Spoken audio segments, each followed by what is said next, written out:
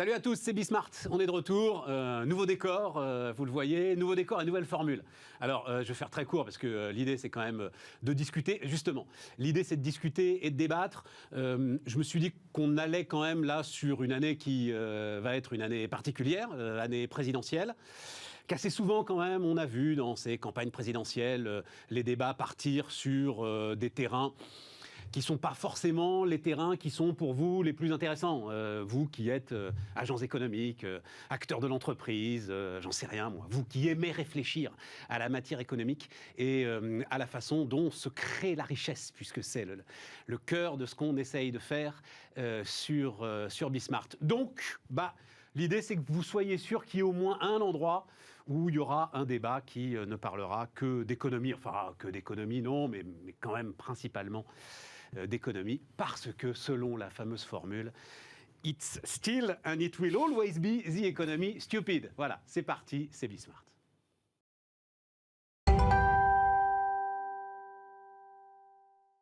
Donc, trois experts, alors ce seront des experts, des chefs d'entreprise, des chercheurs, des témoins, enfin bref, à chaque fois, 3 personnes pour discuter avec moi. Il y aura encore de temps en temps des interviews de chefs d'entreprise, mais c'est vrai que globalement, tous les jours, ce seront plutôt des discussions avec 3 personnes pour discuter avec moi. Donc, alors, de l'économie, et là, en l'occurrence, c'est pas mal de démarrer avec la macro et essayer de savoir un petit peu quel est l'état du monde au moment où on va redémarrer cette saison particulière. Wilfried Galland avec moi. Salut Wilfried, stratégiste, Montpensier Finance. Nicolas Gutzmann, bonjour Nicolas. Bonjour. Responsable de la recherche et de la stratégie macroéconomique à la financière de la Cité. Et Christopher Dembick. Salut Christopher. Donc toujours chez Saxo, mais on va en dire un mot. Administrateur de... alors, Substrate AI, c'est ça Tout à fait, voilà. Exactement. Qui va faire une IPO en octobre. Ouais. Je m'étais dit, en finissant le sommaire, que j'allais démarrer en vous posant une question. J'ai oublié la question. Tu ne sais pas quelle était la question? It's still the economy stupid. Voilà. Is it still the economy stupid? Est-ce que... J'ai pensé à stupide, donc tout de suite, ça m'a... Voilà. Non, mais est-ce que c'est encore l'économie qui mène le monde? Alors, je pense que l'économie reste extrêmement importante. La partie politique et la partie poids des États, poids des nations, poids de tout ce qui concerne la souveraineté, influence de plus en plus l'économie. C'est-à-dire que l'économie est de plus en plus sous l'influence du politique. Ça reste toujours... Le résultat économique pilote énormément de choses. Par exemple, on sait que le résultat en termes de chômage, le résultat en termes de pouvoir d'achat, le résultat en termes d'inflation a un impact direct sur les événements, et on va en parler sur les événements politiques de tous les pays qui donnent la parole au peuple, globalement. Mais néanmoins, pour piloter cette économie, on a des indicateurs, on a des critères qui sont de plus en plus des critères qui ne sont plus des critères économiques, qui ne sont plus des critères financiers, qui sont des critères de souveraineté, qui sont des critères purement politiques. Donc je pense que le monde se partage aujourd'hui, et donc on est moins dans la fameuse réplique du directeur de campagne de Bill Clinton, qui effectivement à un moment donné, je crois que c'était dans un meeting à Des Moines, disait mais it's still the economy stupid, it's the economy stupid, c'est-à-dire c'est vraiment l'économie dont il faut parler. C'est James Carville, c'est ça. Hein, c'est ça aussi, mais ce n'est plus uniquement ça. Nicolas? Ouais, je pense que l'année dernière, ça a plutôt été je pense la révélation en fait, que le pouvoir politique a encore un pouvoir considérable sur l'économie, alors qu'il croyait qu'il ne plus en avoir. Enfin, de moins en moins. En tout cas. Ouais. Et en fait, ce qui s'est passé l'année dernière avec les banques centrales et le pouvoir budgétaire, c'est simplement la reprise de conscience par le monde politique qu'effectivement, ils ont les moyens de faire des choses et de façon assez réactive. Quand on compare ce qui s'est passé entre 2008 et l'année dernière, on voit notamment que la croissance repart fort, que le chômage baisse très fortement, que finalement, quand vous avez une banque centrale et un pouvoir budgétaire qui fonctionne, avec des gens qui savent à peu près le manier, et ben on a un résultat qui est satisfaisant. C'est ce qu'on voit notamment aux États-Unis, c'est ce qu'on voit aussi un peu en Europe, mais peut-être dans une moindre mesure, mais surtout aux États-Unis. Et je pense que c'est vraiment ça, c'est la prise de conscience sur les 10 dernières années que finalement la reprise économique suite à la crise de 2008 a été tout à fait insatisfaisante et qu'en fait ils veulent reprendre le pouvoir sur l'économie et ils y arrivent. Je précise ma question, Nicolas. Les talibans, c'est pas économique? Non, c'est pas économique. Trump, c'est pas économique? Trump, c'est quand même pas mal économique. Le populisme, c'est économique? C'est quand même beaucoup économique. Quand vous voyez à peu près les tendances que vous avez depuis les années 80 dans tous les pays, je pense que c'est assez clair. Vous avez la progression des inégalités. C'est économique et sur des choses. social. C'est économique et social. Voilà, c'est les Oui, deux sont d'accord. ensemble. Oui, vous avez raison. Je pense que le populisme peut perdurer s'il y a un succès économique. Je prendrai l'exemple en Pologne. En Pologne, pourquoi le parti populiste Droit et Justice, qui est au gouvernement depuis plus de 5-6 ans, réussit très bien, c'est qu'il a compris quelle politique économique il doit mettre en place. Et il y a une adhésion derrière la population. Donc je pense que le populisme... Dans les pays où le populisme vraiment s'étend, si vous avez une économie qui fonctionne bien, des bonnes politiques économiques, finalement la population va moins regarder ce qui est par exemple au droit de la presse, liberté de la presse, etc. Et l'exemple polonais est vraiment ce cas d'école. Et ça, c'est vraiment it's the economy stupid, ce que vous décrivez là. Mais si les talibans n'avaient pas eu, pour reprendre ton exemple, si les talibans n'avaient pas eu de financement économique, de financement via la drogue, via un certain nombre d'éléments qui leur ont permis d'avoir de la puissance financière, jamais ils n'auraient pu gagner. Du financement, mais le moteur n'est pas économique. Vous avez raison. La mise en mouvement... Le populisme sans doute, mais là, le moteur n'est pas du tout. Le démarreur n'est pas économique, mais si le moteur n'est pas alimenté par de l'économie, le moteur s'arrête immédiatement. Il n'y aurait pas eu la possibilité d'avoir cette espèce de bascule extraordinaire du pays, depuis en plus les zones tadjiques, et non pas depuis les zones pashtunes, donc véritablement depuis les zones qui étaient censées être les plus hostiles aux talibans, qui se sont effondrées très rapidement, alors que leurs tribus sont hostiles aux talibans, s'il n'y avait pas eu une puissance financière derrière. D'ailleurs, aujourd'hui, on se rend compte qu'il faut arrêter la puissance financière. Mais il n'y a pas de puissance financière, Wilfried, avec les talibans. C'est ça qui est assez fascinant, d'ailleurs. Il y a des circuits financiers qui sont alimentés. Ok, des circuits financiers, mais surtout pas de puissance financière en face. En fait, c'est-à-dire qu'on avait des soldats qui étaient, on était censés avoir une armée de 300 000 personnes qui étaient payées par le gouvernement, sauf qu'avec le niveau de corruption, il n'y avait pas de versement des salaires, il n'y avait pas de paiement et tout ça. Et donc, du coup, effectivement, les gens sont retournés facilement. Puisqu'on vous êtes menacés, vous n'êtes pas payé, évidemment, vous allez vous retourner. L'armée tombe. Et voilà. Et si vous n'avez pas de puissance économique qui est capable de tenir le pays, si ça avait été le cas, sans doute qu'ils auraient peut-être pu tenir un peu davantage. Mais si tu n'as pas de financement et si tu n'as pas d'économie... D'accord. Voilà, tu n'as pas de financement, d'accord. Mais évidemment. Mais quand il dit the economy stupid, oui, tu vois, c'est pas une question de financement. C'est le moteur principal qui fait voter les gens. Ah, qui fait voter. Eh oui. Qui les fait choisir, on va dire, voter, ou en tout cas, qui les fait soutenir un combat. C'est le moteur économique. Mais après, c'est effectivement le moteur économique dans toutes ces dimensions de la fameuse pyramide de Maslow. C'est-à-dire que quand vous avez un pays qui, comme tu as dit si bien, est totalement corrompu, dont les structures sont en train de s'effondrer, globalement, votre survie n'est même plus assurée. C'est-à-dire que vous ne pouvez même pas dire je vais avoir de plus en plus, en dehors de quelques grandes villes, je vais avoir de plus en plus de bien-être économique si je soutiens ces personnes-là. Et c'était même plus possible. C'est intéressant, hein, c'est une bonne question. Je crois que toute la semaine, on a démarré avec ça. Exactement. Tu veux ajouter quelque chose? Oui, je pense que sur le cas afghan, il y a aussi le fait que, et ça a été bien résumé, je crois, par le Wall Street Journal et le Washington Post, c'est aussi qu'il y a eu des accords tribaux qui ont beaucoup compté. Effectivement, on n'a pas eu l'argent qui a été promis. Enfin, l'argent promis est bien arrivé, mais il n'a pas été distribué notamment à l'armée. Mais derrière cela aussi, il y a toutes les relations tribales au sein de l'Afghanistan qui structurent finalement beaucoup plus la société que le pouvoir central. Ouais. Et ça a été, je pense, un élément moteur. Quand vous n'avez pas d'armée, vous n'êtes pas payé, ou en tout cas une armée plutôt factice, donc automatiquement, ce sont les responsables tribaux qui ont pris le relais, et là, il y a eu des accords. Le Washington Post disait très bien, par exemple, vous aviez historiquement, dans les familles, vous aviez un enfant qui allait dans l'armée gouvernementale et un autre enfant qui allait chez les talibans dans les années 90. Comme ça, quand un gagnait, et ben finalement, vous n'aviez pas l'autre enfant qui était dans le camp des perdants, qui était en prison. Donc c'était effectivement un réseau d'alliance qui est assez intéressant. Et c'est une société que nous, on a beaucoup de mal à appréhender en tant qu'Européens, évidemment. Ah oui, ça fait... Combien de temps les guerres afghanes? 2 siècles? Ça fait, les Anglais, oui, c'est ça. Oui, c'est ça, les Anglais. Si on remonte aux Anglais, après on peut remonter aux Romains, mais si on monte aux Anglais, ça fait ça. Non, mais c'est intéressant ton histoire parce que c'est exactement des techniques d'investissement que m'ont expliqué beaucoup d'investisseurs. Il faut toujours... il m'expliquait être dans un croisement. Et comme ça, si la société évolue dans un sens ou dans un autre, vous pouvez à ce moment-là donner une direction à votre entreprise. Bon. Est-ce qu'on peut vraiment dire... Donc, moi, il y a un chiffre qui, quand même, m'intéresse beaucoup. Enfin, ce qui m'intéresse, c'est que personne n'en parle. C'est le plus 13% de progression du PIB en zone euro. On a beaucoup parlé de la baisse, mais moins de la hausse. Ouais. C'est plus 13%. Alors, partout, on va dire... Mais je vais évidemment vous laisser... Ah bah oui, mais c'est normal, ça s'est effondré. Non, mais quand ça s'effondrait, qui disait que ça... remonterait à cette vitesse, avec cette force, etc. C'est clair. Je pense que la vitesse de la remontée a surpris tout le monde. Et quand on regarde l'écho médiatique, on se rend compte qu'il y a souvent un espèce de tropisme, un peu d'autoflagellation sur les Européens. C'est en fait Europe, c'est un peu comme le dictionnaire des idées reçues. C'est Europe de point dire que ça va mal. Oui.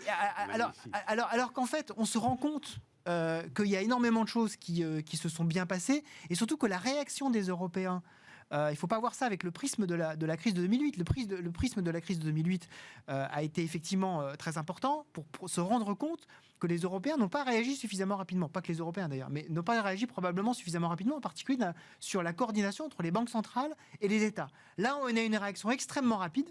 Banque centrale État, qui a permis de compenser. Non mais attends, alors parlons de ça, parce que pour moi cette comparaison, alors Nicolas, tu l'as faite tout à l'heure aussi.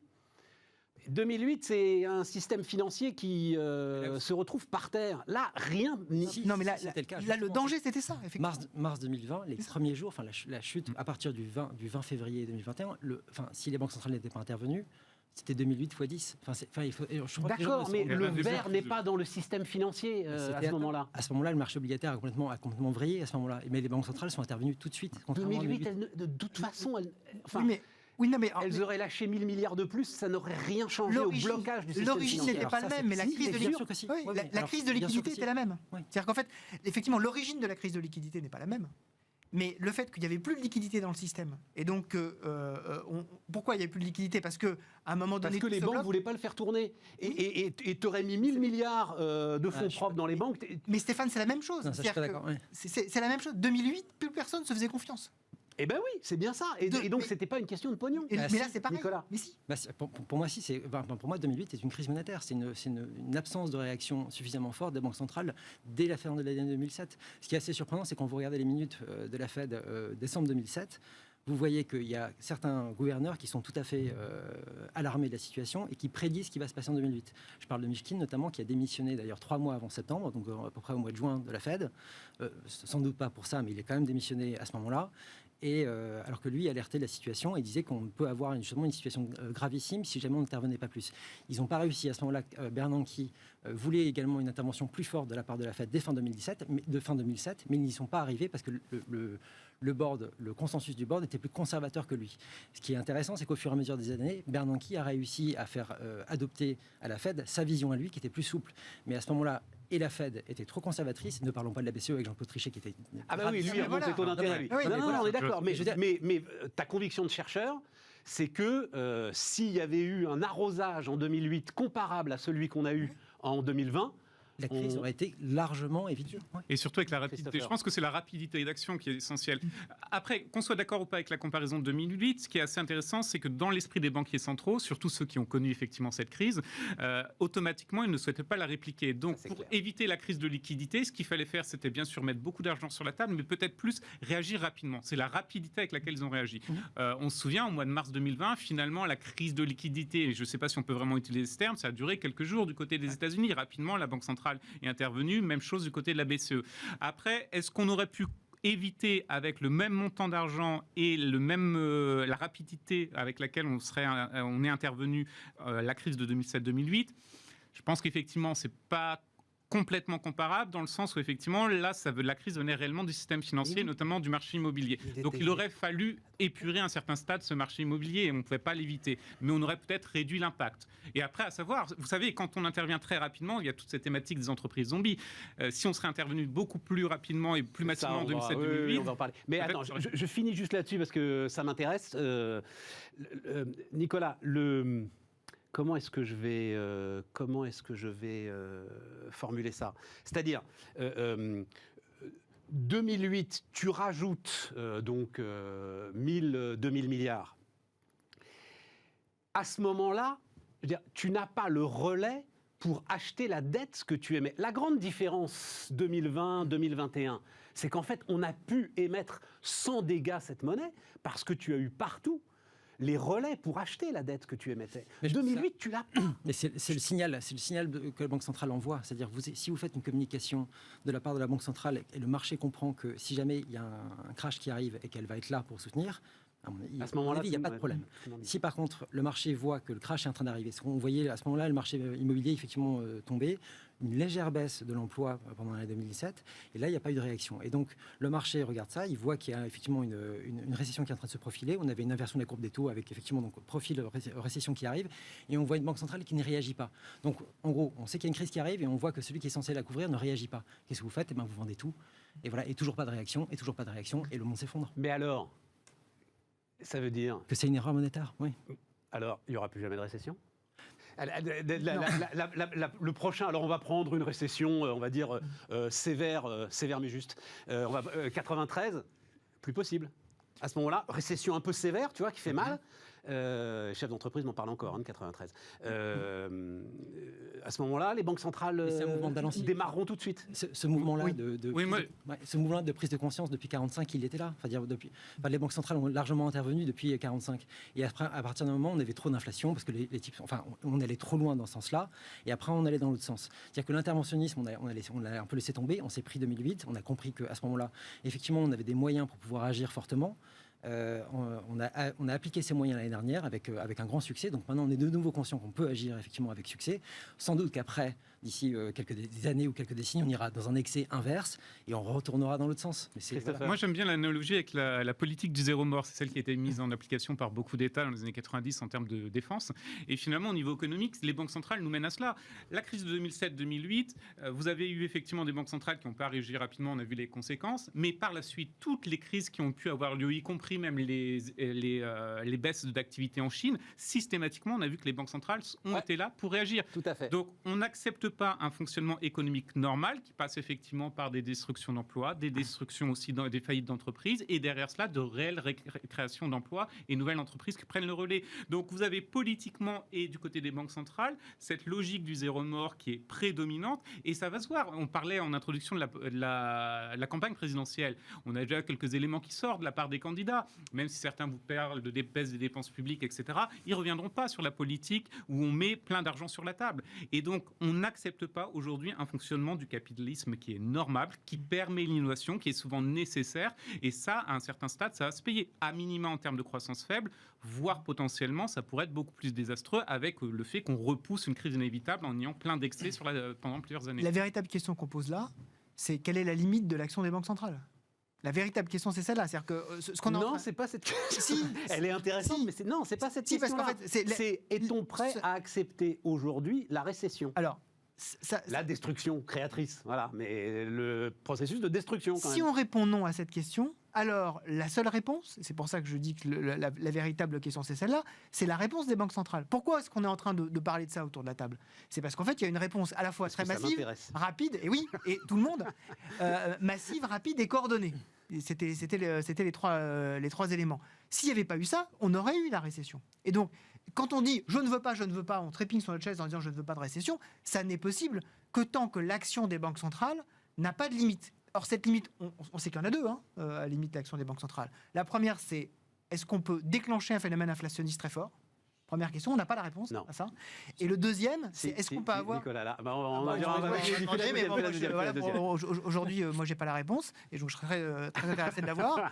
Et la deuxième, c'est est-ce qu'on peut avoir en fait une fuite devant la monnaie qui va déstabiliser la monnaie dans laquelle cette opération est menée. Et on voit qu'il y a une très très grande différence entre vous êtes une zone dollar dans laquelle vous êtes la monnaie du monde, et donc globalement il ne peut pas vous arriver grand-chose au moins à court terme, et puis vous êtes une autre zone, la zone euro c'est plus petit, ou encore plus petit, où là à un moment, si vous ne fonctionnez pas avec un décompte extérieur extrêmement excédentaire comme le Japon, c'est un petit peu compliqué. Donc ça c'est vraiment la limite. Tant qu'on n'a pas touché ces limites-là, oui, effectivement, on peut dire non, je ne veux pas de récession. Mais si tu as la réponse sur l'inflation, déjà sur le principe, je me dis simplement que le rôle d'une banque centrale, c'est d'assurer une stabilité nominale. Enfin, en gros, ça veut dire c'est plus ou moins une stabilité de la croissance dans le temps. C'est son rôle. Le cas de 2008, c'est pas ce qu'il y a dans le traité, c'est pas ce qu'il y a dans le traité. C'est l'interprétation. C'est l'interprétation qu'on peut en prendre, et c'est aussi celle qu'on peut avoir aux États-Unis. C'est intéressant ça. Donc voilà, chercher ça. En gros, c'est de dire aux entreprises. Donc ça veut dire d'interdire la récession. Plus ou moins, oui. Ensuite, on peut avoir la croissance. Je parle en nominal. Donc, parfois, il y a la croissance réelle qui va un peu s'effondrer parce qu'il y a un choc ou je sais pas quoi. On va remplacer ça par un peu d'inflation. Mais voilà, en nominal, on est stable. Ce qui veut dire que comme les entreprises et les salariés raisonnent, eux, en termes de salaire et en termes de chiffre d'affaires, c'est de se dire, par exemple, pour la zone euro, c'est 4% tous les ans. Et 4% tous les ans, moi, je suis chef d'entreprise et je sais que 4% de croissance tous les ans dans la zone. Et là, je peux investir. En nominal, oui. D'où la limite on peut investir et voilà, et j'ai une visibilité qui est parfaite. Et là, j'y vais à fond. Et donc très bien. Ça, c'est le principe. Sauf qu'en 2008, on s'est rendu compte que, alors, pour les premières années de la BCE, entre 1999 et 2008, cette stabilité nominale, c'était un métronome. C'était 4% tous les ans, c'était parfait. Et après 2008, ça s'est complètement craché. Donc, nominal, c'est en prenant en compte l'inflation. Oui, c'est ça. Voilà. C'est ça. En fait, et en gros, ça s'est réduit plus ou moins de 40% après 2008, on a une baisse de 40%. Donc la stabilité nominale n'a pas du tout été respectée, ce qui a produit en fait une espèce de récession, de contraction de la zone euro en termes d'investissement notamment, parce que les chefs d'entreprise, ils savent que en gros, dans les années à venir, leur croissance va être plus faible que celle qui a été les années précédentes. Du coup, j'investis moins. Du coup, j'ai moins de résultats. Du coup, j'ai une économie en fait, qui est en sous-régime permanent. C'est une vision très planificatrice du truc, parce que le chef d'entreprise, il peut investir massivement, parce que, alors peut-être que la croissance macroéconomique, d'abord, je ne sais pas s'il la regarde, et puis surtout, il a envie de bouffer ses petits copains et leur part de marché. Non, mais je suis bien d'accord, mais en fait, si vous avez une croissance de 4% tous les ans, c'est quand même plus facile que si vous avez 1% ou 0% de croissance tous les ans, et vous allez investir beaucoup plus. Et du coup, la compétition, elle se fait vraiment sur ce stade-là. C'est pas un truc planifié, c'est simplement le rôle du Banque centrale, c'est son rôle d'assurer ça. Je pense que si on se projette justement pour cette question de récession, il y aura aussi un autre argument qui va être extrêmement important pour les banques centrales dans les années à venir, c'est-à-dire que vous aurez une excuse qui sera formidable sur les 10-15 prochaines années, qui est le verdissement de l'économie, qui est un processus de très long terme, qui va légitimer dans tous les cas l'action des banques centrales à un certain stade. Et je suis très certain qu'on ira bien au-delà de la révision actuelle, bien sûr, de la marge de manœuvre de la Banque centrale européenne. Lorsqu'on aura la prochaine révision, très clairement, je pense qu'on aura une banque centrale qui sera encore beaucoup plus interventionniste. Donc dans tous les cas, vous allez avoir des banques centrales qui vont être tellement présentes sur les marchés officiellement pour accompagner ce verdissement de l'économie, mais ça peut recouvrir tellement de réalités que dans tous les cas, on fera le maximum, sera l'excuse idéale pour éviter une récession. Et donc, vous êtes dans un monde où aujourd'hui, effectivement, ça relie, vous avez deux trajectoires, une politique du zéro mort des banques centrales et des politiques en général, et derrière cela, le verdissement de l'économie qui veut dire tout et n'importe quoi finalement. Et d'ailleurs, c'est la bonne excuse aujourd'hui pour financer une myriade de projets.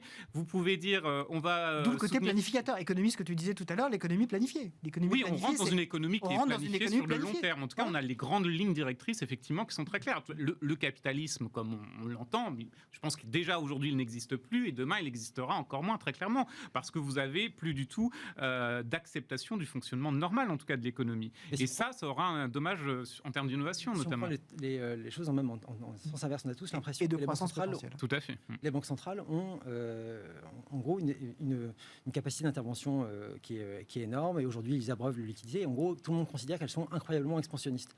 Si je prends les écrits de gens qui ne sont pas tout à fait des gauchistes absolus comme Milton Friedman, par exemple, on se rend compte que ce n'est pas tout à fait le cas. En fait, les taux zéro aujourd'hui, le taux zéro ne sont que le résultat d'une politique monétaire qui était dans le passé trop stricte. Ça, c'est les écrits clairement de Milton Friedman. Si je prends Bernanke, même chose, il dit que le seul indicateur valable pour voir ce qu'est une action d'une banque centrale, c'est de voir la croissance nominale. Or, la croissance nominale, elle est en chute depuis 20 ans. Donc, en fait, les banques centrales ne sont pas expansionnistes. Elles ont été trop restrictives depuis 20 ans. Et aujourd'hui, en fait, elles ont du mal à sortir de ça. Elles sont arrivées au zéro point mort, mais par leur manque de réactivité passée aujourd'hui, elles doivent s'en sortir. Et simplement, c'est de revenir à un état normal qui permettrait d'avoir des taux longs qui soient plus élevés, qui permettrait d'avoir une économie qui tourne plus conformément à son potentiel. Quand on n'a pas d'inflation depuis 20 ans, quand on a des taux de chômage qui sont en France, on est à 9% depuis 40 ans en moyenne. C'est quand même invraisemblable de dire, mais on est d'accord. Voilà, et que en fait, cette économie-là, elle tourne sous son potentiel depuis 30 ans. Enfin, le décollage, le décrochage de l'inflation corps en France, il date du début des années 90, ça fait 30 ans. Ça ouvre une autre question, Nicolas, mais alors là, on ne va pas ouvrir ce tiroir-là, on l'ouvrira un autre jour ensemble.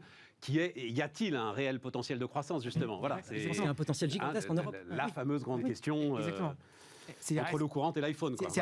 Est-ce que tous ces éléments qu'on vient de décrire, il y a un philosophe d'origine autrichienne qui s'appelle Karl Popper, qui a été maintenant Sir Karl Popper,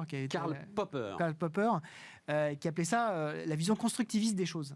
Il disait en fait le monde se divise en deux catégories. Il y a les constructivistes d'un côté et les libéraux de l'autre. Lui était du côté libéral évidemment. Mais constructiviste, c'est-à-dire en fait on construit une espèce de société idéale et on essaye de faire de brique par brique cette société qu'on a planifiée ex nihilo. Et en fait, il démontre dans ses différents livres qu'en fait, ça ne marche pas, évidemment. C'est-à-dire qu'à un moment donné, il y a toujours des grains de sable qui font, en particulier liés à l'avidité humaine ou le manque de potentiel ou tout simplement le manque de compétences, que ça ne fonctionne pas. Mais le monde que nous prépare aujourd'hui à la fois l'alliance du verdissement de l'économie, du zéro mort et des banques centrales, c'est effectivement un monde de constructivistes. Donc, est-ce que ça va baisser la croissance potentielle ? Moi, c'est ma crainte. Et donc, est-ce qu'il faut arriver à limiter ça au maximum pour essayer de redonner un peu de logique de marché dans tout ça ? C'est l'esprit de raison que j'espère voir triompher à la fin. Redonne-moi le truc, zéro mort, verdissement... Verdissement et banque centrale. Et banque centrale. Voilà. Ah, mais c'est Welcome to Gattaca. C'est un peu ça. Mais on est complètement dans ce schéma-là. Et finalement, ce qui est assez intéressant, c'est que les politiques intègrent aussi cet aspect.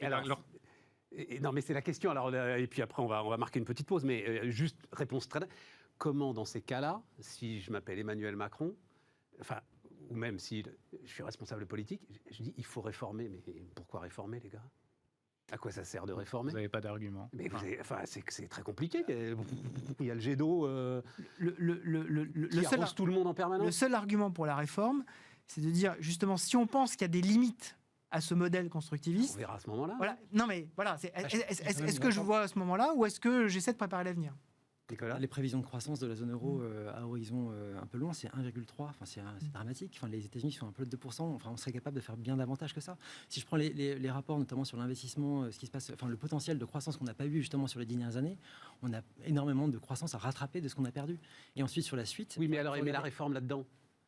Déjà, si vous changez votre règle monétaire, vous avez quelque chose de un peu plus proactif, on va dire, au niveau de la BCE, éventuellement une petite budgétaire qui suit un peu le rythme. Du coup, les réformes, effectivement, elles sont un peu moins importantes. Mais effectivement, ensuite, quand vous regardez aussi la recherche éco, quand vous regardez le résultat des réformes structurelles en général, c'est quand même pas brillant non plus. Je veux dire, par rapport à une politique macro, c'est plutôt de l'ordre du marginal. Une pause, un instant. Vous restez avec nous et on se retrouve et on va quand même revenir sur l'actualité.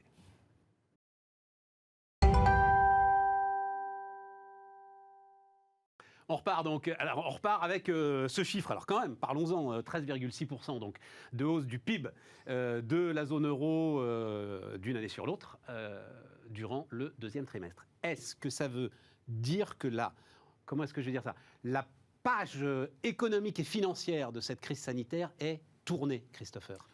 Quasiment, puisqu'on va revenir un tout petit peu avant ce qu'on anticipait, c'est-à-dire que le niveau de PIB va revenir au niveau de la zone euro. Son niveau va être, par exemple pour la France, le niveau de PIB de 2019, on va le retrouver en fin d'année. Ouais. Initialement, on devait le retrouver plutôt au début d'année prochaine. Donc on gagne quelques mois. Ce qui est important, je pense, pas tant de retrouver le niveau de PIB, ça c'est la bonne chose, mais de regarder comment ça s'est passé, avec finalement peu de destruction d'emplois, y compris dans les populations qui sont d'habitude les plus vulnérables. On pensera par exemple aux jeunes. En termes de destruction d'entreprises, on n'en a pas eu une flambée comme tout le monde l'anticipait. Donc on est finalement sur une situation où on peut conclure que l'action à la fois des États, l'action de l'Union européenne, elle était finalement très efficace. Bien sûr, de banques centrales, elles étaient très efficaces indéniablement. Ça nous a permis d'éviter une destruction qui aurait été extrêmement massive. Maintenant, il faut voir la suite, c'est-à-dire on revient à notre niveau 2019, mais qu'est-ce qu'on va faire par la suite ? Quels sont les investissements ? Mais pour être clair, aujourd'hui, vous pouvez graver dans le marbre que la catastrophe annoncée n'aura pas lieu. Très clairement, pas dans l'ampleur qui avait été annoncée, c'est sûr. Parce que oui, voilà. Clairement. Oui, mais moi je... Oui, mais il faut le dire, il faut le clamer, absolument. Surtout que tu sais, tous les prévisionnistes sont plantés. En fait, la première fois que j'ai entendu quelqu'un dire vous savez, la vague de faillite, c'est pas sûr. C'était la nouvelle présidente de l'ensemble des tribunaux de commerce. Oui. Elle s'appelle Sonia Arroas. Elle dirige, juste comme ça, elle dirige 7 entreprises quand même. En même temps, hein. Elle a fondé 7 entreprises qu'elle dirige, enfin bref. Et je me souviens, je la recevais, donc elle a été élue, ça doit être printemps dernier, début du printemps, à mon avis février-mars. Et je la recevais en disant, bon, donc, vous allez gérer la vague des faillites et tout. Elle voyait pas ça arriver. Non, mais non, parce qu'elle regardait l'endettement net, ce que finalement assez peu de gens faisaient à ce moment-là. Hein, c'est-à-dire, oui, effectivement, les entreprises avaient fait de la trésor. Comme les particuliers, elles avaient assez peu dépensé, pour des raisons multiples et variées, sans sacrifier l'investissement. Et donc voilà. Et donc, bon, visiblement... ça y est, elle a raison. Nicolas, vous êtes d'accord ? On peut graver dans le marbre que la vague de faillite n'aura pas lieu, que la vague de destruction d'emploi n'aura aura pas lieu. Non, mais 8% de taux de chômage en France, les amis, quand même. Enfin, Non, mais ça aurait pu être une ambition présidentielle. Hein. Évidemment, par rapport à 2008, c'est une réussite énorme. Ça, au moins, on a tiré la leçon de 2008, ce qui est quand même déjà vraiment une très bonne chose. Ensuite, si on regarde un petit peu par rapport là, on a plus 13% effectivement par rapport à l'année dernière. Si je regarde par rapport au niveau pré-pandémique, en France et en zone euro, en gros, on est à -3 aujourd'hui. C'est ça. Voilà. Aux États-Unis, on est déjà à +1. Il y a déjà un décalage de 4 points de croissance qui est quand même assez conséquent. Ouais. Et en fait, ce que disait Christopher avant, c'est qu'on va arriver donc à la fin de cette année au niveau qu'on avait fin 2019, ce qui veut dire que les années de croissance 2020-2021, par contre, on les oublie. C'est-à-dire qu'on n'est pas revenu à la trajectoire de croissance qu'on avait avant crise. On est d'accord. Et par contre, ça, c'est les États-Unis vont arriver à ce niveau-là à la fin de l'année. Et donc, ce qui est quand même déjà bien, c'est qu'on va dire, eux, ils ont effacé totalement la crise. Ouais. Donc, on ne la verra même pas. C'est-à-dire que si on enlève du graphique 2020 et 2021, on ne voit pas la crise. Elle n'a pas existé. Alors qu'en Europe, par contre, on aura un décalage quand même de 2 ans de croissance. Il y a 2 ans de croissance qu'on n'arrivera pas à rattraper. Qu'on pourrait rattraper, mais pas qu'on a choisi, mais on n'a pas fait une relance d'ampleur suffisante qui permettrait de rattraper ça, alors qu'on aurait pu le faire. Donc, alors, d'une part, on pourrait dire que c'est beaucoup mieux que 2008, très bien. Ensuite, je pense que les États-Unis ont tiré mieux les leçons que nous de la situation qui s'est passée en 2008. Et du coup, ils ont soutenu vraiment pour arriver avec cet objectif-là, d'arriver justement à leur niveau de croissance en trajectoire d'avant-crise. Ils vont y arriver, donc tant mieux. La bonne nouvelle, c'est qu'en voyant ce que font les États-Unis, on sait qu'on peut y arriver. C'est-à-dire qu'ensuite, on saura pour la suite aussi que si on avait une politique qui était suffisamment volontariste pour y arriver, on peut le faire. Et ce qui est intéressant là-dedans, c'est que tout ce qui s'est passé avec notamment les épisodes de revue des banques centrales, tout ça a quand même, tout le monde a changé un peu sa politique. Malheureusement, la BCE qui en avait plus besoin aurait davantage encore changé son mandat et avoir quelque chose encore plus de soutenir encore plus l'économie. Tu sais que non. Non, mais elle aurait pu. Mais non, elle aurait pu. Non. Si, elle aurait pu. Dans un tube à essai, mais pas dans l'Europe telle qu'elle est aujourd'hui, telle qu'elle est faite, telle qu'elle est constituée, avec sa population, avec ses peuples, avec une pression politique. Je pense que pour le coup, la BCE qui n'est pas vraiment soumise à quoi que ce soit comme contrôle, notamment par le Parlement, c'est quand même très faible. Je pense que la force politique que peut avoir et le gouvernement allemand et le gouvernement français sur ce que fait la Banque centrale. Les semences de la fameuse cour de Karlsruhe, par exemple, tu penses que c'est à balayer d'un revers de main Non, pas d'un revers de main, parce que c'est sérieux, mais la cour de Karlsruhe a quand même pour habitude aussi d'aller suivre quand même aussi un peu le mouvement européen. Non, mais c'est pour ça que je parle de coup de semonce. Voilà. Elle accompagne si ça, mais je pense ce que tu décris, c'est-à-dire vraiment... Non, mais ce qui est intéressant maintenant, c'est qu'il y a pas mal de choses, notamment l'Allemagne, on sait très bien que c'est l'Allemagne qui bloque le plus les réformes en zone euro. Par rapport à ça, c'est surtout l'Allemagne. L'Allemagne, la Finlande, les Pays-Bas. Si l'Allemagne se mettait à être un peu plus proactive, mais ce qui est intéressant maintenant, c'est qu'elle se retrouve directement en concurrence avec la Chine sur ce qu'elle produit. Elle va pouvoir se dire que peut-être que ce serait bien d'avoir un marché intérieur qui soit un peu plus puissant, parce que je ne peux pas compter uniquement sur la Chine et sur les Américains, et donc de soutenir peut-être une demande intérieure un peu plus soutenue en Europe. Alors, puisque les pénuries, donc le chiffre annoncé par Toyota à la fin de la semaine dernière est quand même impressionnant. Donc c'est sur un mois, septembre, 40% de moins de production. Toyota, 40%, c'est le premier constructeur automobile du monde, évidemment. J'avais noté le chiffre de combien ça faisait de véhicules. Ça fait plusieurs centaines de milliers de véhicules quand même, sur un mois, 40% en moins. Tout à fait. La question des pénuries, depuis le début, les économistes, là, vous dites tous, c'est pas un sujet, c'est pas très grave. Ça reste pas un sujet, ça reste pas très grave, ça reste... Il faut se méfier quand même. C'est sectoriel pour l'instant. Après, le souci, c'est comme l'inflation, pénurie, ça peut effectivement se répandre davantage. On voit très bien qu'au niveau du commerce international, aujourd'hui, on a quand même des disruptions qui sont beaucoup plus importantes que personne n'anticipait. Vous avez tous les grands acteurs du transport maritime qui vous le disent et qui ont des prévisions quand même très sombres pour les 9 à 12 mois à venir. Donc ça veut dire effectivement que des pénuries sectorielles, ça va continuer. Prévision très sombre, pas pour eux. Ah, pas pour eux. Oui, voilà, c'est ça. Un conteneur qui peut être autour de 3 000, on peut le trouver à 30 000 aujourd'hui dollars. Donc pour eux, ça va plutôt bien. Mais en tout cas, les disruptions, elles sont bien là. Et il y a un problème donc ça veut dire qu'on a un problème d'offre. De conteneurs. Oui, voilà. Mais ça depuis un moment, ça. Oui, mais là en fait, le véritable sujet, c'est qu'effectivement, est-ce qu'on va réussir, à quelle vitesse est-ce qu'on va réussir à absorber ces pénuries-là sans faire de destruction profonde des chaînes de valeur. Voilà. On voit depuis quelques semaines que le fameux 3e port chinois, le port de Ningbo, qui est bloqué parce qu'on avait identifié 3 cas de Covid et donc ils ont mis tous les dockers en cas contact. Enfin, je schématise, mais en gros c'est ça. Que globalement, ça a un impact extraordinairement fort sur les chaînes de valeur industrielles et logistiques du monde entier. Donc là, il va falloir se poser véritablement la question, est-ce qu'on est suffisamment résilient au niveau justement de ces chaînes de valeur mondiales pour qu'on considère que c'est simplement, effectivement, comme on le dit aujourd'hui, c'est-à-dire plutôt quelque chose de très conjoncturel qui va s'absorber et que, à part quelques effets de bord sur le prix des conteneurs et donc qui vont être absorbés dans un petit peu plus d'inflation très temporairement, est-ce que ça ne va pas être structurel ?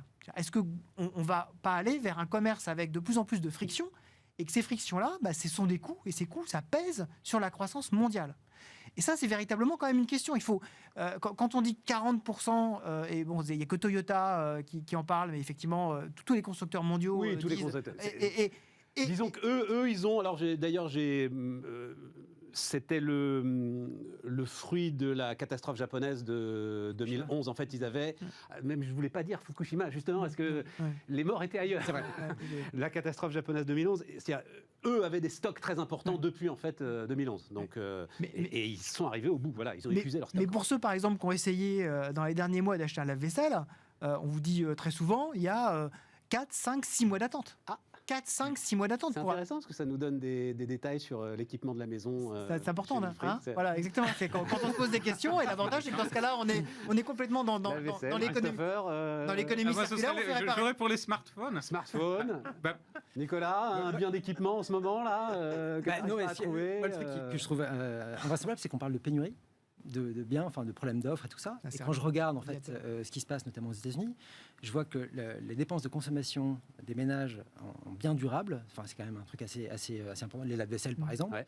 En fait, si je regarde, si je fais une projection de ce qu'on pouvait attendre, en fait, le niveau de consommation actuel, il correspond à celui qu'on aurait pu attendre en juin 2026. C'est-à-dire qu'aujourd'hui, la consommation est tellement forte aux États-Unis, enfin, c'est démentiel, je veux dire, pour les biens. Évidemment que la demande, elle explose complètement là-haut sur les biens, parce que sur les services, elle est plutôt en baisse, mais sur les biens, elle est colossale. Et donc, du coup, évidemment, avec le niveau enfin, les capacités de production des entreprises ne sont pas du tout adaptées avec une demande qui est celle qu'on avait prévue dans 5 ans. Et donc, du coup, ils sont tous obligés aujourd'hui d'investir comme des dingues, justement, pour pouvoir répondre à cette demande-là. Ensuite, la question, c'est de savoir combien de temps cette demande peut rester, parce qu'il y avait un mois. Ça, c'est passionnant. Mais c'est surtout ça, c'est pas une question de pénurie, c'est que la demande explose complètement. D'accord, la demande américaine. Oui, la demande américaine, mais c'est quand même un peu important. Mais alors, tu vois, tu disais tout à l'heure... Non, mais la Banque centrale, je regardais, parce que c'est une des questions ça que je voulais vous poser, justement. Je regardais les derniers chiffres de la Banque de France. Quand on a levé les confinements, là, il y avait les fameux 150 milliards épargnés, et c'était un sacré plan de relance, et ils vont revenir dans l'économie. Madeleine qui va se déverser. Non seulement ils sont pas revenus dans l'économie, mais ils reviendront pas. Dépôt à vue en hausse de 37,3 milliards sur les 6 premiers mois de 2021. Donc ça, c'est en France. Ouais, on le savait avant. Ça. Enfin, c'est pas. Mais c'est dingue. Les livrets, c'est plus 16 milliards. C'est-à-dire, le bas de laine continue à grossir. Non, mais les États-Unis, depuis le début, en mars 2020, le Congrès... Cette défiance, c'est dingue. C'est pas une question de défiance. Je crois que c'était le 2 août dernier, la BCE a publié un rapport là-dessus en disant en fait, la hausse de l'épargne en Europe, elle est massivement sur les catégories les plus riches de la population. Or, ces catégories-là épargnent beaucoup et consomment moins que le reste de la population. Aux États-Unis, les aides ont été dirigées vers ceux qui gagnaient moins de $70 000. Et donc, c'est eux qui ont reçu tous les chèques. Et toutes ces aides-là ont été distribuées massivement vers ces personnes-là. Or, leur niveau de consommation est quasiment à 100%. C'est-à-dire que eux, tout ce qui est déversé vers eux va être dépensé et consommation, et donc du coup ça se retrouve dans le PIB. En Europe, par contre, la hausse de l'épargne qui a eu lieu à peu près dans la même proportion que les États-Unis a eu lieu chez par contre les catégories les plus élevées. Ça, la BCE le document. Oui, mais là, ça aurait dû s'arrêter là, Nicolas. Ça continue. C'est ça qui est continue un peu, effectivement, un peu, mais ça continue parce qu'anticipation de hausse des prix, pas un peu, c'est beaucoup. D'accord, mais en termes de proportion, c'est moins que ce que ça a été. Oui, c'est moins que ce que c'était, mais ça reste plus important que ce que c'était avant le Covid. Et comme on sait vers qui ça se dirige, on sait que ça ne reviendra pas dans la consommation, au contraire des États-Unis. Et c'est ça la différence. La différence qu'il y a entre les deux continents, aujourd'hui, elle se passe là-dessus, sur ce différentiel-là, sur comment ont été dirigées les aides. En fait, je trouve, pour moi, le vrai sujet, c'est qu'on a en Europe la certitude qu'il va y avoir une augmentation à un moment donné des impôts extraordinairement forts, que ce soit des impôts écologiques, que ce soit des impôts sanitaires, que ce soit des impôts, d'autres types d'impôts, qu'on va reprendre justement aux catégories les plus aisées, qu'on va reprendre tout ce qu'ils ont capté. Tu veux dire, c'est ce que les gens ont dans la tête ou c'est ce dont tu es sûr? Non. D'accord. Non, c'est ce que les gens ont dans la tête. Ce que les gens ont dans la tête. Parce que justement, il y a une espèce de climat. C'est pas possible, ils vont pas nous laisser tout ce pognon. Exactement, il y a une espèce de climat un peu anxiogène, en particulier en France, On citait les chiffres de la Banque de France. Quand on interroge les catégories socio-professionnelles les plus aisées ou ceux qui ont le patrimoine le plus important, ils sont persuadés que la grande moissonneuse-batteuse fiscale va se remettre avec une coupe bien rase à fonctionner. Donc tant qu'on a cet esprit de défiance qui reste, c'est très très dur de dire allez-y, investissez, ayez foi en l'avenir, d'autant plus dans une économie. Contrairement à l'économie américaine, son mode de fonctionnement, c'est le consommateur en dernier ressort de l'économie mondiale. Ouais. Et donc, il sait que de toute manière, l'économie américaine fonctionne avec un déficit commercial, un déficit des paiements courants extraordinairement élevé. C'est pas un problème. Le monde entier finance les États-Unis. C'est pas le cas de l'Europe.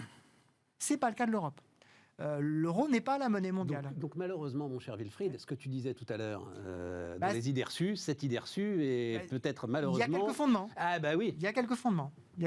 C'est pas sûr, mais il y a quelques fondements. Et donc, quand c'est le résultat d'une défiance structurelle, mais qui existait avant le Covid. Ça existait avant le Covid, parce que la situation américaine, et je suis totalement d'accord avec ce qu'a dit Nicolas, c'est-à-dire que la situation américaine... Capacité de rebond. L'effort extraordinairement fort budgétaire a été extraordinaire. Enfin, on a atteint en termes de instantanés 30% de déficit public. Mais c'est un truc de dingue. Ce qu'évidemment, en Europe, jamais on n'aurait pu atteindre 30% de déficit public. En tout cas, pas dire, c'est pas grave, on aura 30% de déficit public. On a atteint 10-15% de déficit public. Parce qu'à un moment donné, on a cette espèce de corde de rappel qui dit... Sans arrêt. C'était sans arrêt l'année dernière, sans arrêt. Ah là, est-ce qu'on n'en fait pas trop? Est-ce qu'on n'en fait pas trop? Les Américains, 30, je crois qu'on est monté à 35% d'instantané. Moi, je trouve extraordinaire sur l'année dernière, c'était notamment quand ils envoyaient les chèques, c'était de dire, voilà, c'est du populisme, ils envoient des chèques et tout ça, alors que ça, en fait, ça a été travaillé par des économistes de la Fed depuis 10 ans, c'est-à-dire ils ont analysé tout ce qui a été fait au début des années 2000 et pendant la crise de 2008 sur quelles sont les mesures budgétaires les plus efficaces.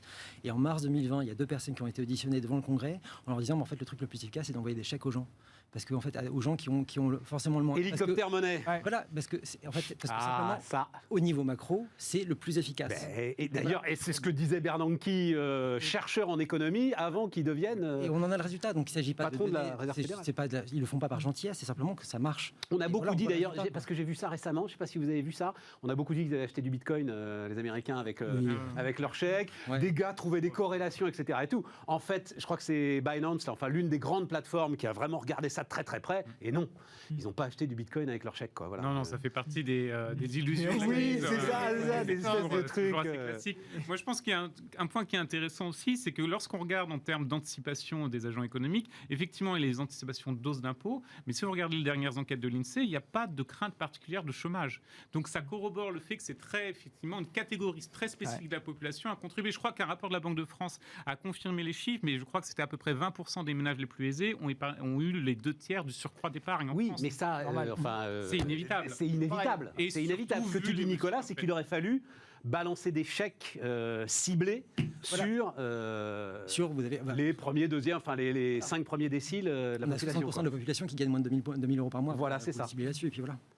Et les dispositifs de chômage partiel, etc. Et tout, c'est pas une forme de chèque ciblé, parce que les Américains, eux, ils n'avaient pas ça. Et nous, on a eu un dispositif de chômage partiel très puissant, quand même. D'accord, mais les Américains, ils ont eu beaucoup plus. C'est-à-dire que le niveau de revenu des Américains, il a augmenté de plus de 10% l'année dernière. Enfin, il faut quand même se rendre compte. Enfin, nous, on a perdu quand même un petit peu. Nous, on a perdu. Enfin, je crois qu'on est à zéro. Le pouvoir d'achat est une légère hausse. Je regardais encore les légères hausses. Vous regardez les catégories ce qu'on appelle les plus fragiles de la population, eux sont plutôt en baisse. Et par contre, les catégories. Alors en fait, la plus fragile est en hausse. Et effectivement, vous avez raison, c'est ensuite deuxième, troisième, quatrième décile. Alors qu'aux États-Unis, donc ils ont ciblé, et donc ils ont ciblé vraiment vers les plus bas. Et donc on a sur l'ensemble de la population, donc la hausse des revenus, c'est quasiment plus de 10%. Enfin, sur l'année dernière, c'était la plus grosse hausse des revenus, je crois, depuis 99. C'est un truc invraisemblable. Et donc vous avez des catégories parmi les revenus les plus faibles où c'est à plus 25, plus 30%. Donc, sur le revenu annuel, et du coup, en fait, ces gens-là se retrouvent avec de l'argent qu'ils n'avaient jamais eu, ils ont tout dépensé, parce que voilà, ils s'achètent ce qu'ils pouvaient avoir. Ils s'achètent ce dont ils ont besoin. Et du coup, bizarrement, on a l'économie américaine qui rebondit de façon très très forte, de façon très puissante, et qui aide aussi toutes les économies mondiales, parce que la zone euro, qu'est-ce qu'elle fait? Elle exporte aussi aux États-Unis. Et avec un déficit. Je voudrais pas dire de bêtises, c'est 800 milliards, je crois, qu'est-ce que je dis, 800 8000 milliards de déficit de balance des paiements, c'était 4000. Voilà, il a doublé, quoi. Ouais, il a doublé, tranquille. On s'en fout.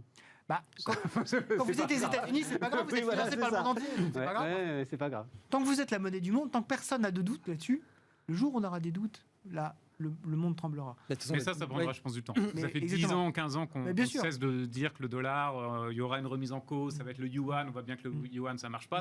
C'est peu probable que ce soit les monnaies virtuelles demain, en tout cas pas dans l'immédiat. Donc je pense que ce modèle économique a toutes les chances de fonctionner. Et on le voit bien, d'ailleurs, les flux de capitaux pendant la crise des pays émergents, ils venaient encore se recycler sur le marché américain. À chaque fois qu'il y a des incertitudes, paf, exactement. tout vient vers le marché américain. Oui. Donc ça veut dire... Parce qu'ils ont les porte-avions. Parce qu'ils ont les porte-avions, c'est une grande phrase, non Nicolas, c'est une grande phrase de Wilfried que je lui ai piquée, mais que j'aime beaucoup. Ce qui nous ramène au début de notre discussion d'ailleurs. It's not so the economy stupid if you have a smoking gun. Voilà. Exactement. Oui. Et pourquoi est-ce que c'était tellement important pour les Américains de se retirer d'Afghanistan? C'est parce qu'à un moment donné, à force d'entretenir des troupes à l'extérieur, on se dit on a cette espèce de puits sans fond sur lequel on ne voit pas trop comment est-ce que ça va s'arrêter. On a potentiellement un déficit de crédibilité financière qui peut arriver. Donc il ne faut surtout pas que la crédibilité financière commence à rimer la crédibilité du porte-avions. Il faut que les porte-avions soient prêts à servir, quoi. Exactement. Il ne faut pas qu'ils soient... Voilà, en calminé quelque part en disant de toute façon ils ont l'encre et on ne peut pas les bouger. Bon, ça veut dire qu'il n'y a rien à faire pour aujourd'hui essayer de débloquer un petit peu de cette épargne pour qu'on ait un effet sur la consommation. Malheureusement, c'est perdu. En France, ouais, voilà. C'est perdu, à moins de refaire un nouveau round de stimulus budgétaire en Europe avec de le construire différemment. Ce qui serait pas totalement infondé. Je vais dire un truc de dingue, mais un peu d'enthousiasme autour de la campagne présidentielle, par exemple. Ça peut dire ça. C'est ça. Ça va être après. Après la campagne présidentielle, il y a toujours un moment, mais pendant la campagne, en général, il y a toujours un petit peu de stress. En particulier des catégories. Il y a 10 dernières minutes. Est-ce que, puisque donc tu parlais tout à l'heure du commerce international par exemple, est-ce que vous avez identifié quand même des changements structurels dans ce redémarrage, dans ce nouveau début de saison, changement structurel Au niveau du commerce international ? Alors, moi je pense au commerce international parce que c'est ce dont énormément de gens ont parlé, c'est-à-dire notamment le retour sur une relocalisation de la production. Enfin voilà, il y a des choses comme ça. Il y a clairement une régionalisation. Une espèce on a souvent parlé de la plaque chinoise, de la plaque américaine, et au centre, une espèce de plaque européenne qui se fait un peu malaxer entre les deux en termes de tectonique. Et clairement, on voit bien qu'en particulier d'un point de vue technologique, c'est quand même ce qui est en train de se passer. C'est-à-dire qu'on a des normes chinoises d'un côté, on a les États-Unis qui veulent absolument s'isoler au maximum de la puissance technologique chinoise. Qui ont compris les dangers que ça représentait. On voit d'ailleurs que la Chine a une approche, c'est-à-dire en fait, quand on dit la Chine tape sur la technologie depuis quelque temps, il tape sur la technologie de plateforme. Il ne tape pas du tout sur la technologie dure, la technologie des semi-conducteurs. Il tape, enfin, il tape pas beaucoup plus que Margaret Vestager, enfin, de ce que j'ai vu. Mais globalement, une régulation. Ouais, c'est. Attends, juste un mot, parce que je lisais ça. Interdiction des algorithmes de dénigrement, c'est-à-dire qu'en fait, les plateformes se battent en Chine à coup de dénigrement de l'adversaire, avec des algorithmes ciblés qui vont envoyer à Wilfried Galland le truc qui va plomber le concurrent des fois que Wilfried Galland ait envie d'aller voir le concurrent. Ils sont un peu sur une mise aux normes, parce que là, ils ont j'ai l'impression, l'équivalent de la RPGD chinoise, donc c'est juste une régulation qui était inévitable. À un certain stade, c'était quand même le Far West au niveau des plateformes. Donc là, il y a une reprise en main. Il y a, je pense, de l'idéologie derrière, peut-être aussi la volonté de ne pas avoir une économie de rentier, en tout cas de plateforme de rentier, mais fondamentalement, ce n'est pas non plus extrêmement choquant. Mais en revanche, par rapport à ça, il favorise énormément toujours les investissements dans la technologie dure, celle qui, en fait, est une technologie de souveraineté, est une technologie de puissance, une technologie de pouvoir. Donc on voit très bien que là-dessus, la bataille pour la puissance des semi-conducteurs, pour la puissance des algorithmes, pour tout ce qui est informatique quantique, on voit très bien qu'on a une dissociation progressive du monde entre au minimum deux univers. Et ça, je pense qu'on ne maîtrise pas encore complètement l'impact de tout ça. C'est-à-dire qu'on a vécu quand même dans un environnement où les liens entre les chercheurs étaient très forts. On s'est félicité de la rapidité avec laquelle on a réussi à trouver un vaccin contre la Covid-19. Il y a eu des interactions extrêmement fortes entre les chercheurs de tous les pays, véritablement de tous les pays. Si on commence à avoir des silos beaucoup plus forts, on pourrait avoir des impacts en termes d'innovation et donc en termes de croissance potentielle à venir qui seront des impacts qu'aujourd'hui on ne maîtrise pas parce qu'on imagine qu'on vit toujours dans le monde d'avant. Mais ces deux plaques-là sont vraiment en train de s'éloigner. Là, je pense qu'on a un véritable changement. Je crois que la grande différence, c'est que encore quelques semaines avant le Covid, je crois qu'il y avait quand même assez peu de monde qui voyait un problème avec la Chine. Je crois que la crise du Covid a révélé vraiment ce qu'était la Chine et notamment les problèmes commerciaux que ça pouvait avoir. Curieusement, en fait, ce qu'avait fait Trump à l'époque, notamment 6 mois avant, en commençant à cibler justement la technologie. Clairement, bah oui, parce que c'était parti quand même. Oui, le coup Huawei, il a 3 ans maintenant. Voilà, Huawei, et puis il y avait des histoires aussi avec Google, notamment tous les travaux de Google sur l'intelligence artificielle qui étaient notamment où Google apportait son aide plus ou moins à la Chine, tout en sachant que le gouvernement chinois a instauré le principe de la fusion du militaire et du civil, c'est-à-dire que tout ce que vous apportez en termes d'intelligence artificielle au civil va être immédiatement filé aux militaires chinois. Et du coup, effectivement, quand vous ajoutez une dose un peu de souveraineté là-dedans, maintenant, je pense que Google ou les autres entreprises américaines vont moins être tentées d'aller apporter des technologies très avancées aux militaires chinois. Mais surtout, elles ne peuvent plus, quoi. Enfin, là, c'est vraiment mais du coup, c'est un nouveau muraille de Chine, pour le coup, la réelle. Du coup, c'est un nouveau monde. Et du coup, aussi en Europe, notamment ce qui se passe avec l'Allemagne, je crois qu'un des journaux allemands l'ont rapporté ce week-end, c'est que la zone euro, dans les années 2000, importait environ 50% de matériel avec des sources technologiques en provenance de Chine. Aujourd'hui, c'est 70%. C'est-à-dire que, en fait, la Chine, aujourd'hui, monte en gamme, évidemment, est montée en gamme. Elle est aujourd'hui en capacité de rivaliser avec les productions allemandes. Et que, du coup, l'Allemagne, si dans les années à venir, veut se protéger notamment de la concurrence que peut lui livrer la Chine, il va falloir qu'elle change un petit peu son fusil d'épaule et qu'elle arrête de transférer l'intégralité de ces technologies aux Chinois qui sont en train de dupliquer. Et ça, c'est un grand changement. Prise de conscience qui a été... C'était... On voulait ne pas voir. Si, je me souviens du blocage du rachat d'une grosse boîte de robots industriels allemands dont j'ai oublié le nom, voilà, qui avait été identifié à ce moment-là comme la réelle présidente. Mais ça, c'était aussi avant le Covid. C'est-à-dire des changements structurels qui soient liés à la crise. Christopher ? Au niveau du commerce international, pas vraiment, puisque finalement, la régionalisation que tu évoquais, elle était déjà mise en place à l'époque.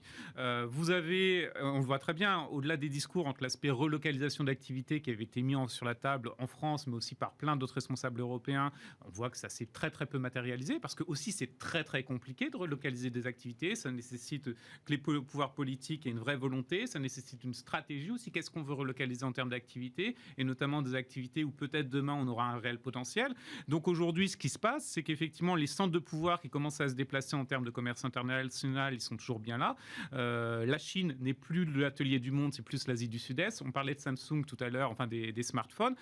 Aujourd'hui, du fait de la Covid, Samsung commence à avoir des difficultés de fabrication de smartphones, puisqu'un tiers de leur production est aujourd'hui au Vietnam. Donc tout le phénomène de relocalisation d'activités qui avait lieu dans des pays à plus bas coût, mais qui montaient en gamme, il se poursuit.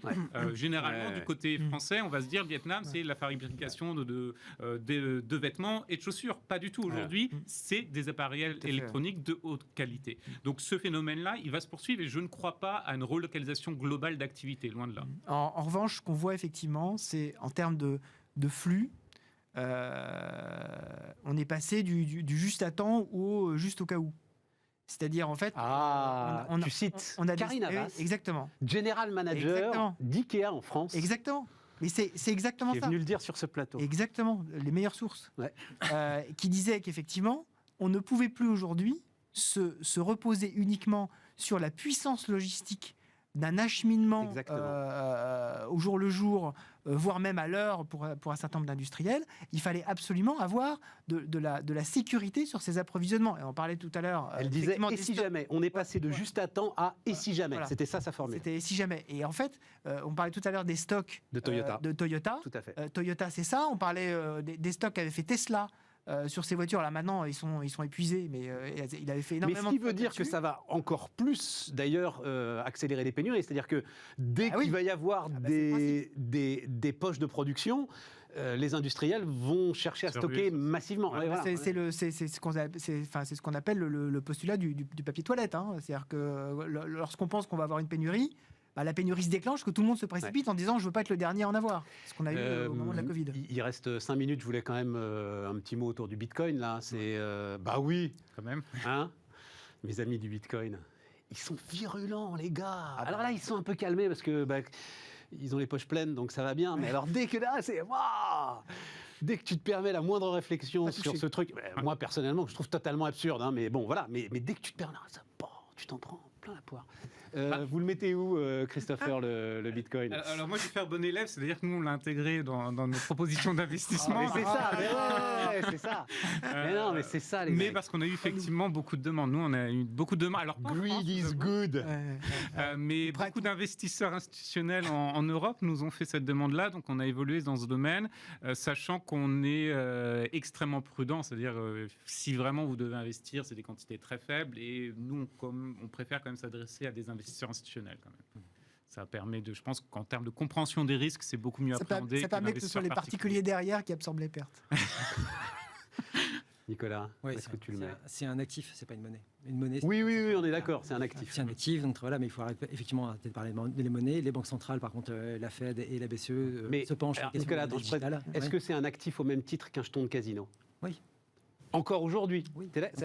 Ensuite, ensuite il y a de la demande. Donc voilà, il y a de la demande, très bien. Et ok, donc c'est un actif comme un autre. Il y a d'autres actifs qui peuvent être considérés comme inutiles ou je sais pas quoi, mais il y a de la demande. Donc voilà, c'est un actif. Est-ce qu'à partir du moment où des puissances financières comme Saxo, on n'a pas parlé d'intelligence artificielle.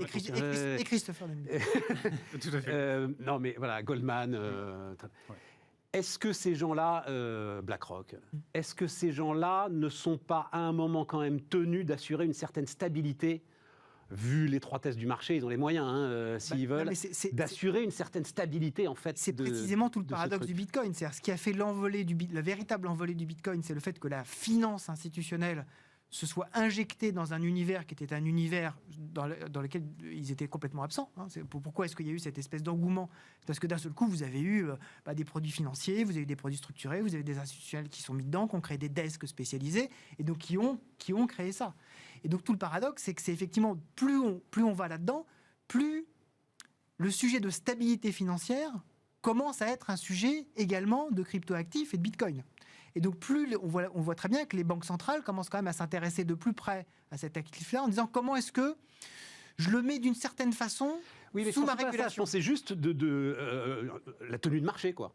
Tu vois, basiquement, jouer les banques, ce que les banques ne peuvent plus faire aujourd'hui, mais les grands investisseurs peuvent encore le faire sur le Bitcoin. Aujourd'hui, oui. Après, c'est quand même profondément illiquide. Chose promise, chose due, Christopher. Non, mais on en reparlera plus longuement. De toute façon, le sujet est passionnant. On se reverra. Mais donc... Substrate AI, c'est français, Alors c'est américain et espagnol. La technologie américaine a été développée depuis 15 ans aux États-Unis. Elle a été rachetée ensuite par cette société espagnole qui fait son introduction à Paris. Donc d'accord, non mais c'est ça que mais oui, donc c'est une boîte américano-espagnole qui va s'introduire à Paris. Tout à fait. Sur Euronext. Exactement. Ils ont une drôle d'idée. Ils ont fait le choix de s'introduire à Paris tout simplement parce que les conditions étaient un peu plus intéressantes et surtout ils veulent établir ensuite des bureaux à Paris pour faire tout ce qui est aspect lobbying, etc. au niveau européen sur la réglementation intelligence artificielle. Alors, m'entendre dire que pour de la techno, les conditions d'introduction en bourse à Paris sont plus intéressantes, là, je suis ravi. Ouais. Ils ont. Alors, je ne sais pas si c'est une formidable nouvelle pour terminer. Le bon point, parce que c'est vrai qu'il y a eu un gros discours, en termes français sur les innovations, la tech, etc. Mais en tout cas, ils ont la volonté de travailler pour créer un vrai écosystème intelligence artificielle au niveau européen depuis Paris. Bon, on en reparle. Merci Christopher, merci à tous, et nous, on se retrouve demain.